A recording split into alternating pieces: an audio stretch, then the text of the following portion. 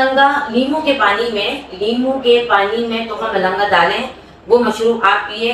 वो जिल्द के सोजिश, जिल्द के मतलब जिल्द के जो असरात, एलर्जी के जो असरात होते हैं जिल्द के, वो खत्म करती है। तुखम मलंगा की तासीर ठंडी होती है। तुखम मलंगा हम जैसे हमारे चेहरे पे ऑयल आ जाता है और चिकनाहट आ जाती है, तो उसको खत्म करती है चिकनाहट को, और जिस्म की गर्मी, मैदे की गर्मी उसको खत्म करती है। ये आप तुखम मलंगा आप लीमू के साथ पिए, वेट लूज करेगा। यानी बहुत सारी तासीर है। खास तौर पे एलर्जी के असरात खत्म करेगा, जिल्द पे जो दाग धब्बे होते हैं वो खत्म करेगा, और दूसरा जो बढ़ती उम्र होती है ना, और उसके असरात को भी कम करता है। तो तुखम मलंगा के ये फवाइद है। तो और जो दूसरा सोजिश जो होती है वो उसको भी खत्म करता है। तो ये यानी आप ये दो है इसके, यानी तुखम मलंगा और नींबू, और फवाइद इसके आपको 40 है।